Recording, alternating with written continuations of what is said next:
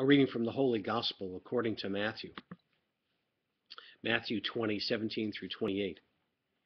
As Jesus was going up to Jerusalem, he took the 12 disciples aside by themselves and said to them on the way, "Behold, we are going up to Jerusalem, and the Son of Man will be handed over to the chief priests and scribes, and they will condemn him to death, and hand him over to the Gentiles to be mocked and scourged and crucified. And he will be raised on the third day." Then the mother of the sons of Zebedee approached Jesus with her sons and did homage, wishing to ask him for something. He said to her, "What do you wish?" She answered, "Command that these two sons of mine, one sit at your right and the other sit at your left in your kingdom." Jesus said in reply, "You do not know what you are asking. Can you drink the chalice that I am going to drink?" They said to him, "We can." He replied, "My chalice you will indeed drink, but it sits, but but to sit at my right and my left, this is not mine to give, but this is for those whom it has been prepared by my Father." When the 10 heard this, they became indignant at the two brothers. But Jesus summoned them and said, "You know that the rulers of the Gentiles lord it over them, and the great ones make their authority over them felt. But it shall not be so among you.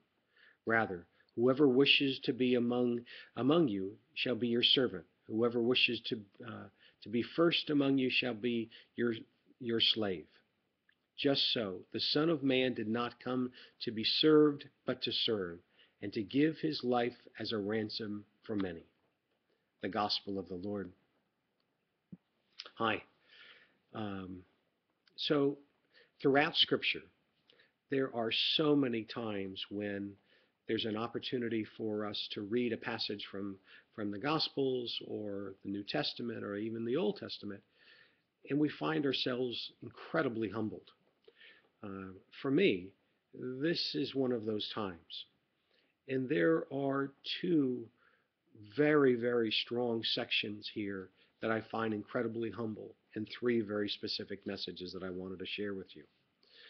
The first is, as with throughout Lent, we are gently reminded of the fact that Christ came and knew that he was going to be crucified.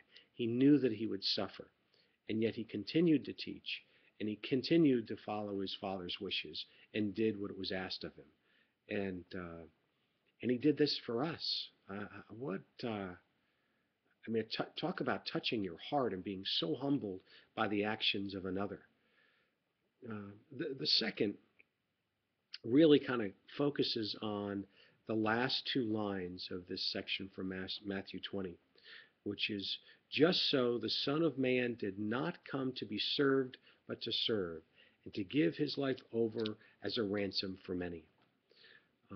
Again, what a just incredibly humbling reminder that Christ came for us to serve us. He did not come to be served. How many times during Lent are we reminded of this? The washing of the feet. He gave his life for us. He's the Son of God. He could have done anything. What did he do? He openly chose to come and give his life over for us. Just a spectacular, unselfish event that we should fight to emulate. I find it sobering because, how often, and this kind of brings me to the last section that I'm reminded of, especially if you're involved with a church. It's very, very difficult to keep yourself in check and not look for accolades for service to God.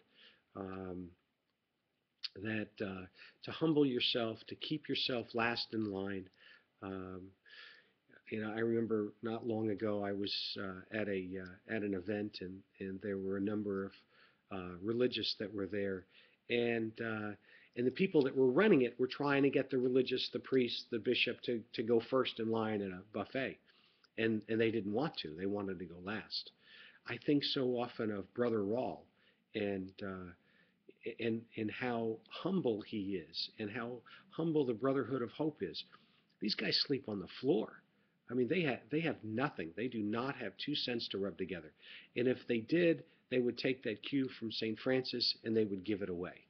Um, just just an amazing approach to take. So as we are here now in the second full week of Lent, and you're thinking about so many things because you're busy and your life is busy and there's so much going on, take this little lesson from Matthew 20 and be reminded of how blessed we are that Christ came, gave so much for us, and he doesn't ask an awful lot in return. He does ask that we just appreciate the fact that he's done what he's done. I hope you have a wonderful day. Peace.